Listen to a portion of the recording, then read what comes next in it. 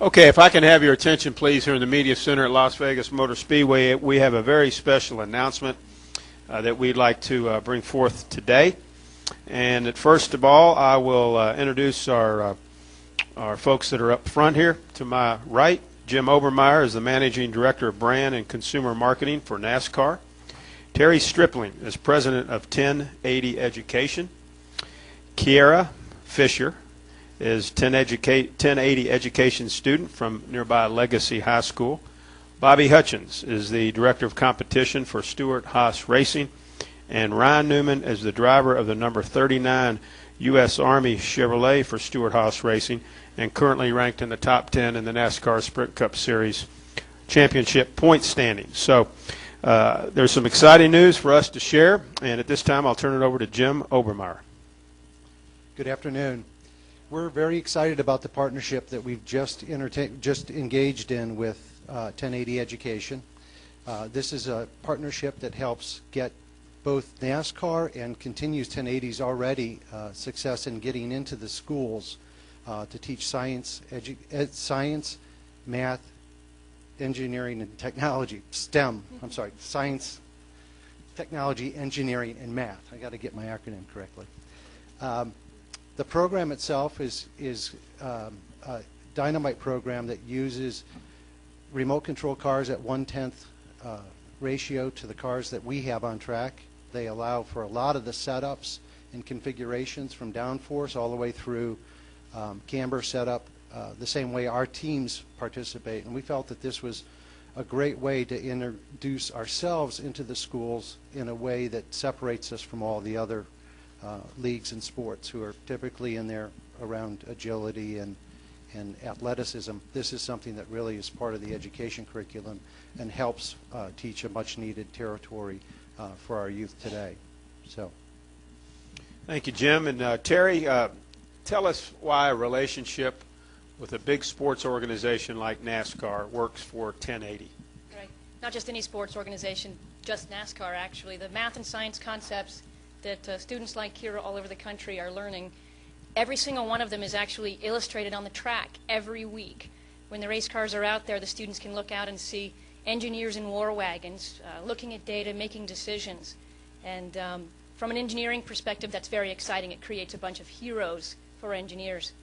1080 Education is actually a team of engineers and educators. So I'm an engineer. My background is chemical engineering. Jeff Thompson over there, mechanical engineer. And we're educators. Beverly Simmons over there on the wall there represents the educational side of our company. So from both sides, it makes a lot of sense to work with NASCAR. I already said, as an engineering perspective, NASCAR creates heroes.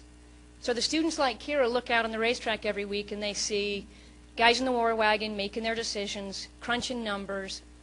Drivers only have a chance to get it right if the engineers make smart decisions. So student teams are using 10-scale cars to do the same thing. They're actually in their schools working on projects and investigations, just like, as Mr. Obermeyer said, just like what the teams out there on the track are doing. And not just at the track, but in the weeks and the months, the arduous preparation that comes before a racetrack. So from an educational perspective, it makes sense because it's actually a little league for future engineers. So if NASCAR is the big leagues, the 1080 Student Racing Challenge is the little leagues. Not just for future engineers. It's actually for PR and marketing people who we've been working with, communications, people automotive. I mean, Kiera here works in the automotive class and in calculus class. So just like on the real NASCAR industry, the racing industry really represents every kind of talent. The Student Racing Challenge invites everyone in the school to get involved. So it's not just any sport. NASCAR is what makes sense to get students interested in STEM, which is science, technology, engineering, and mathematics education. Thank you very much, Terry. This time I'll ask Kiera Fisher, who is from nearby Legacy High School. Talk about this news that you've been involved with today and about your affection and interest in this type of curriculum. Well, NASCAR is something that I enjoy dearly. I've been a huge fan. And when I realized that my school was going to participate in 1080, I was so excited that we would get to be involved with something like NASCAR, and we get to work on a much smaller scale.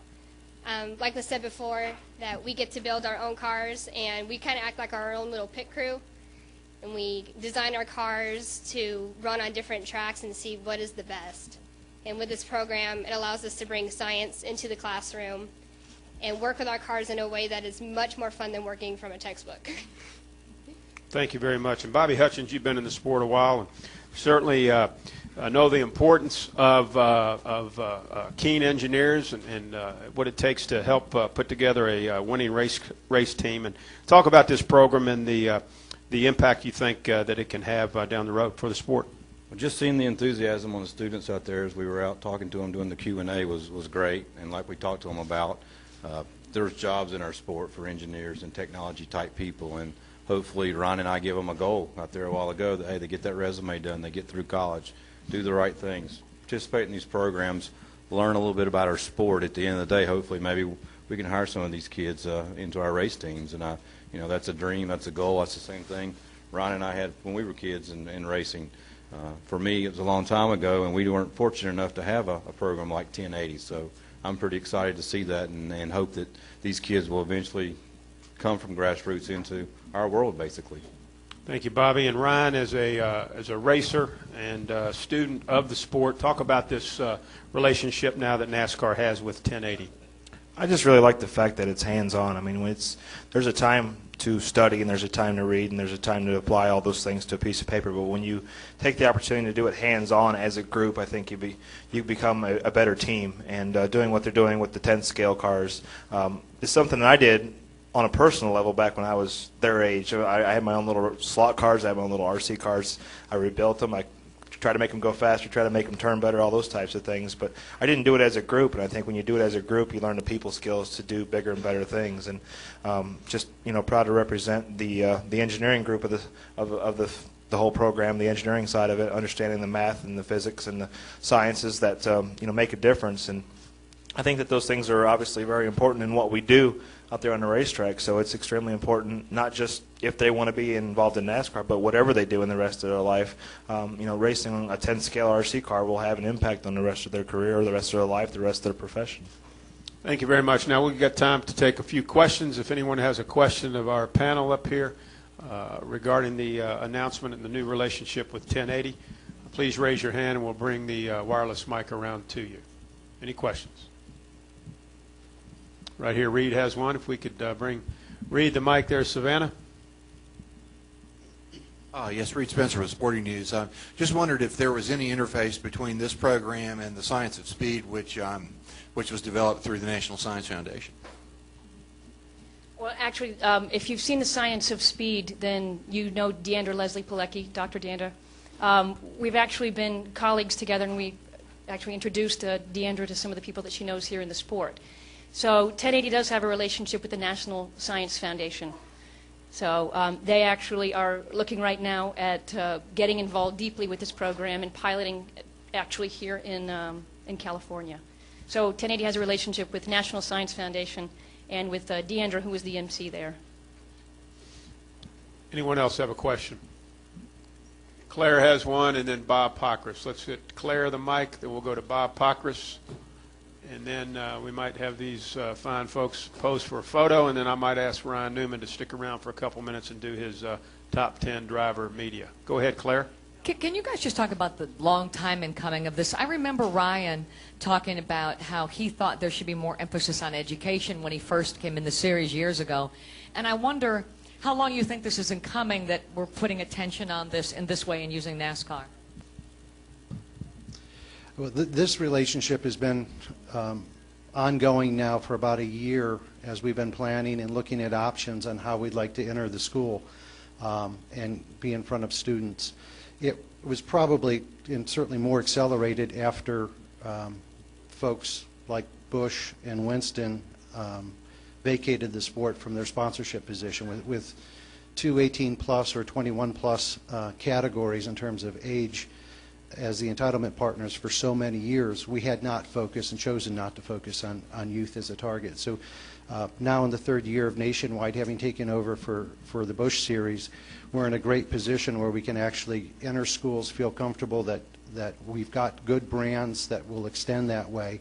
And we had looked at a host of options, whether we wanted to look at some of the other elements around the sport. So whether it was a communications, whether it was a pit crew physical fitness program, we looked at a lot of different options and felt that this is really an interesting one that helped explain the sport, pique the interest, but also helped facilitate the academic side of it as well. Go ahead, Bob. Bob Parker, Scene Daily. Did you choose Ryan to work with you because he was a college graduate? I mean, was that key to have somebody who actually had a degree? Well, a college graduate from Purdue with an engineering degree was all good. It's interesting how badly he schooled some of the kids out there with the car. He's very talented with a remote control car. So there were a lot of reasons, but I don't know if you have anything else to comment on that. I thought it was a great reason. Anybody else have a question for these folks? Okay, thank you very much. If you y'all want to get up front here, maybe we can pose for a photo. That'd be great. Thank you all so much. Congratulations to 1080. Terry, thank you so much. Kira, thank you so much. Good luck. Jim, thank you. Bobby, Ryan, thank you very much for joining us today.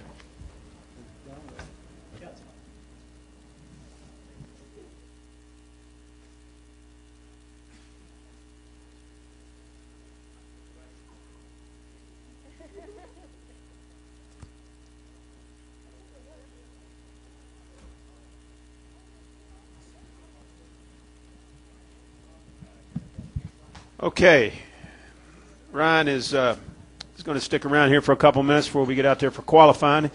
And Ryan, just to talk about your start so far, you are 8th in points, and I'm sure you'd like to keep that up. But talk about first couple of weeks for the number 39 U.S. Army Chevrolet. Well, it's the best two-race start of the season since my Daytona 500 victory in 2008. So just really proud to get started better. I think we did a good job so far of carrying a good run in the last 10 races of last year into the off season and turning that into a good start to the season, which is not easy to do. Maybe Carl Edwards doing just a little bit better than us, but ultimately it's been a lot of fun to start. We've led the most laps at Daytona, which was a great feat for us as a team. I think the first time for me to restrictor plate track, and the first time for me at Stewart-Haas as far as leading the most laps, I think. But a good solid top 5 finish at Phoenix, and that's 3 top 5s in a row at that racetrack. So just proud of the effort that the guys have put in the off season, and all the sponsors for getting us the opportunity to come back and do what we love. Okay, we'll take some questions for Ryan. If you have one, raise your hand. Questions for Ryan Newman. Anybody? Bob Pockris, straight back, please.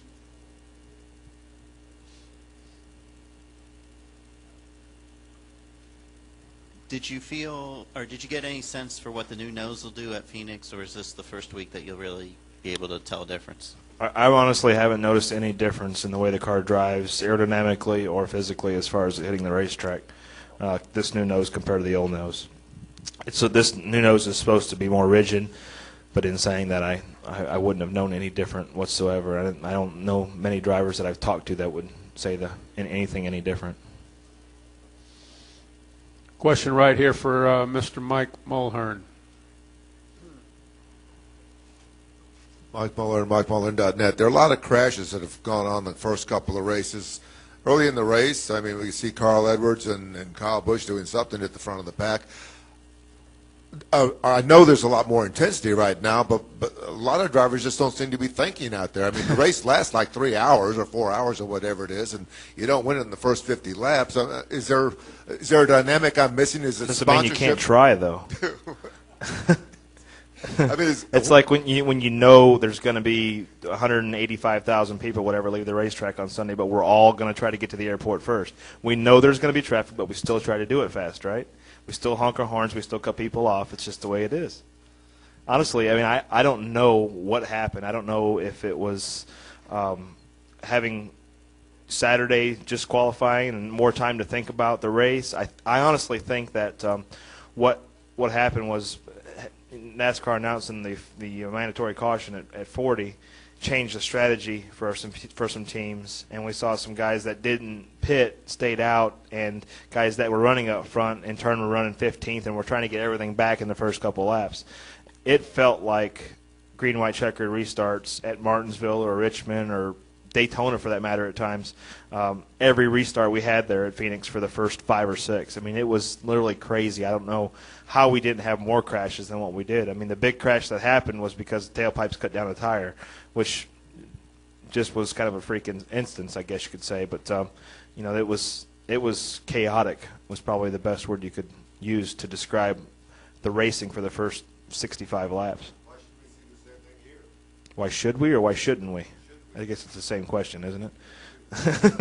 I honestly, I don't know. I don't know if it was because of that competition caution and the way things played out, then maybe I don't. Maybe it'll be different. I don't know. I mean, I hope that we all kind of learned from the chaoticness, which I think is a word. I tried to play it when I was playing Scrabble on the way here. Chaoticness. I think that we can. I know we can do a better job than what we did there, but I don't know if we all will hold up to our potential. Other questions for Ryan? Right over here. Rusty has one right behind you there, ma'am. Rusty Ball and NASCAR Media Group. Off week, and we're heading towards some short tracks coming up. Just wanted to get your thoughts on Martinsville. You seem like the kind of guy that probably can appreciate the history behind that track and kind of what it's meant to the sport. I like it, and I don't know why it is, being the biggest guy in the garage. I've never had one of them hot dogs before, but I like the racing. I like, you know, the fact that you have to really modulate that third pedal that we don't typically use as much, which I think makes it an exciting race for us drivers. The history of the sport, just watching back in the days in the modifieds, just like, you know, Bobby shared some stories with me of his dad racing there in the modifieds and getting up on the fence and climbing the walls and stuff like that. Just, you know, it's the kind of racing that we still do that is where we all came from, whether it was in stock cars or modifieds or open wheel cars, the short track, hard on the brakes, you know, small tight half-mile racing that I think there's 95% of the people in the garage still appreciate. Yep. Any other questions for Ryan? Okay, Ryan, thank you so much. Thanks for participating in the 1080 program, and good luck out there this weekend. Thank you.